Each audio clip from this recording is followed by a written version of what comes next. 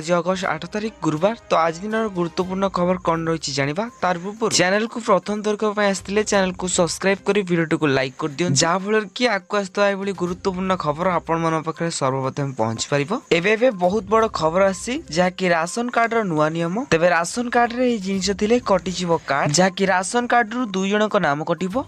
Ration कार्डधारी गोटे बहुत बड़ खबर आसी जहाँकि घोषणा करुछंती सरकार उपभोक्ता नाम काटी देवार संभावना रही। तेबे एने सरकार तरफ जारी है नुआ गाइडलाइन। तेबे राशन कार्डधारी को तुरंत केवाईसी करने को पड़ो जहाँकि जून 21 तारिख आरंभ हो सारी। तेबे राशन कार्ड रे पंजीकृत समस्त सदस्यों ई केवाईसी बाध्यतामूलक अटे जहाँफल अयोग्य मानक चिन्हट कर एवं सेमानक हाथरू बाद दिया। तेबे समस्त राशन कार्डधारी ई केवाईसी बाध्यतामूलक अटे। तेबे जदि आपण माने ई केवाईसी न कर ताले आपण मन को राशन कार्ड रो नाम कटि जवार संभावना रही। परवर्ती खबर विनेश फोगेट असुस्थ हॉस्पिटल ले भर्ती। तेबे पेरिस ओलंपिक असुस्थता कारण हॉस्पिटल ले भर्ती हेले विनेश फोगेट। तेबे आज ओलंपिक्स रे 50 किलोग्राम रो फ्री स्टाइल रेसिंग रे फाइनल ले भाग ने अयोग्य घोषित होया परे से असुस्थ होई पड़िसंती। सूचना अनुसार डिहाइड्रेशन जोगु विनेश फोगेट को डाक्तरखाना रे भर्ती कराइछि। तेबे अयोग्य घोषित हेले विनेश फोगेट पदक हासिल आशा भी गला। तेबे मंगलवार 3टी मुकाबला जीती विनेश फाइनल में प्रवेश करथिले। तेबे भारतीय क्रीड़ा प्रेमी मन में स्वर्ण आशार संचार करथिले।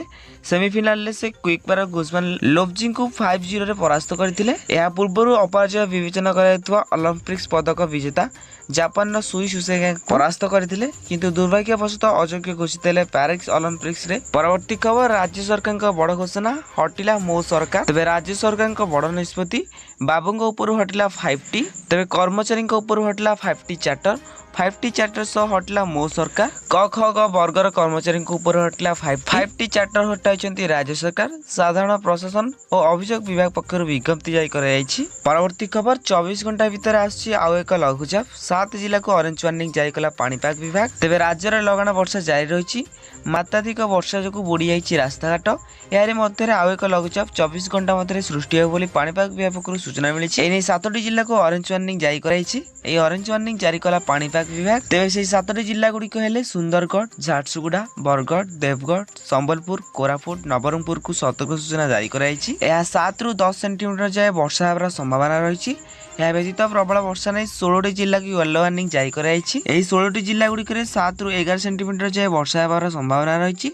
11 तारिख जाए प्रबल वर्षा होवर संभावना रही।